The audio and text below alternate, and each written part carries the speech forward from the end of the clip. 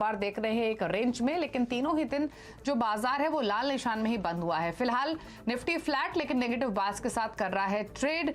Bank Nifty में भी आपको सिमिलर रुझान दिखाई देगा, मिड कैप्स में भी वही हाल है, तो कोई बहुत ज्यादा तेजी मंदी का एक्शन नहीं है, एक रेंज में ही ट्रेडिंग फिलहाल होते हुए दिखाई दे रही है। फटाफट से इसलिए इंटरनेशनल क्यूज को देख लेते हैं और उसके बाद बाजार की बड़ी बातें आपको बताएंगे। संकेत विदेशी बाजारों से सबसे पहले नजरें रहेंगी एशियन मार्केट्स पर। एशियन मार्केट्स हालांकि मिक्स्ड आपको दिखाई देंगे आज के सेशन में। अर्निंग सीजन शुरू हो गया है, तो अमेरिका से अर्निंग क्यूज कैसे आते हैं वो तो इंपॉर्टेंट है ही। 2-3 मई को फेड की मीटिंग है, उससे पहले भी थोड़ा सा लैकलस्टरनेस हो सकता है तमाम विदेशी बाजारों में भी बनी रहे। फिलहाल अगर आप एशियन मार्केट्स का हाल देखेंगे तो निक्केई हरे निशान में, हल्की बढ़त, कॉस्पी आधा % नीचे, हैंगसेंग 1/4% ऊपर, शंघाई लाल निशान में कर रहा है ट्रेड। अमेरिका के फ्यूचर्स देखेंगे तो नेस्डेक फ्यूचर 65 अंक नीचे है अंकों के हिसाब से, परसेंटेज टर्म्स में 0.20% की गिरावट। वहीं नेस्डेक का फ्यूचर 75 अंक नीचे अब कारोबार कर रहा है, जो कि आधा % से ज्यादा की गिरावट है। तो संकेत खराब ही है, कोई बहुत अच्छे संकेत है नहीं इंटरनेशनल मार्केट से। ऐसे में अब तक बाजार में हुआ क्या है और क्या ट्रेडिंग व्यू बन रहा है रिमेनिंग सत्र के लिए, इस पर करते हैं बातचीत। पहले लेकर आते हैं बाजार की बड़ी बातें आपके लिए। 3 दिनों की गिरावट के बाद बाजार संभलने की कोशिश कर रहा है। निफ्टी 17,600 को होल्ड कर रहा है, उन्हीं लेवल्स के आसपास फिलहाल ट्रेड करते हुए आपको दिखाई देगा। बैंक निफ्टी 100 पॉइंट्स ऊपर है, मिड कैप्स दिन के ऊपरी स्तरों के आसपास ही ट्रेड कर रहे हैं। ऑलरेडी बहुत ज्यादा तेजी नहीं है, लेकिन हरे निशान में कारोबार हो रहा है मिड कैप्स में। पॉकेट्स देखेंगे तो बाइंग है capital goods, consumer durables stocks में, पावर स्टॉक्स में खरीदारी है, फार्मा, एफएमसीजी, रियल्टी में दबाव देखने को मिलेगा। मिड कैप स्मॉल कैप्स में जाएंगे तो NBFC, footwear, leather, hotel stocks यहां पर तेजी बनी हुई है। हमारे साथ आज के मेहमान प्रकाशगाबा.com के प्रकाश गाबा मौजूद हैं। गाबा साहब नमस्कार, बताइए इंडेक्स पर आपकी राय, Nifty bank Nifty remaining session के लिए। आई थिंक रिमेनिंग सेशन के लिए क्लियरिटी नहीं है। सिंपल, निफ्टी देखो या बैंक निफ्टी देखो, निफ्टी ट्रेड कर रहा है 17,609 और अपर रीजन पे सेलिंग प्रेशर है, तो आज साइडवेज ही चल रहा है।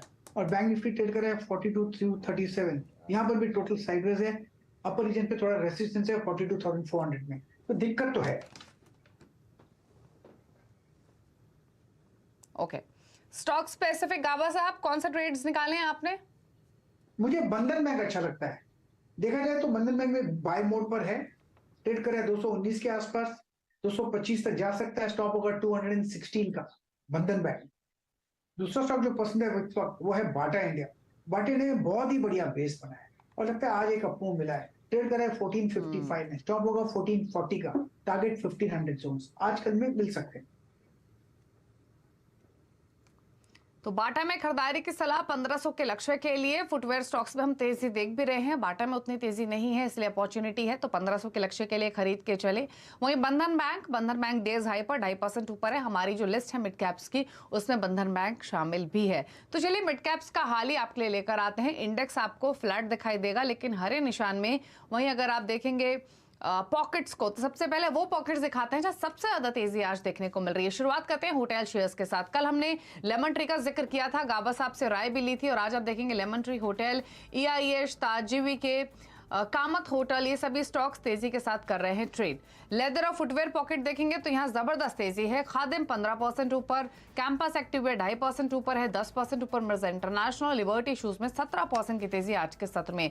बैंक्स, एनबीएफसीज, बंधन बैंक का गाबा साहब ने भी जिक्र किया, लेकिन उसके अलावा RBL bank, PNB housing, Ujjivan, यहाँ पर तेजी 1 से 2% तक की देखने को मिली है। आईटी में आज के सेशन में कुछ सेलेक्ट स्टॉक्स रहेंगे जहां पर थोड़ी खरीदारी है। मास्टेक इनफैक्ट एक आउट परफॉर्मेंस दिखाते हुए 13% ऊपर, न्यूक्लियस सॉफ्टवेयर 2.5% ऊपर, रामको सिस्टम्स में 3% का मूव और एकिलिया सॉल्यूशंस 2.5% ऊपर कारोबार करते हुए। पावर पॉकेट में सेलेक्ट बाइंग अगेन, यहां JSW energy, Adani power, torrent power तेजी में है, 4.5% ऊपर जेएसडब्ल्यू एनर्जी। बाकी स्टॉक्स में भी 1 से 4% का मूव है। फार्मा पॉकेट कल जबरदस्त तेजी में थी, आज थोड़ी प्रॉफिट टेकिंग है। ग्लैंड फार्मा 4% नीचे, डिवीज लैब 3.5% नीचे, आईओएल केमिकल में 3% की गिरावट, वही सीक्वेंट साइंटिफिक भी 3.5% नीचे कारोबार कर रहा है आज के सेशन में। गाबा साहब, होटल स्टॉक्स में लेमन ट्री पर कल आपसे बातचीत की थी, आज भी मजबूत ये स्टॉक, क्या है आपके targets? Lemon tree I think target जो हमने कल दिए थे 90 बोला था और 90 तक चला जाएगा, 1995 भी पॉसिबल है।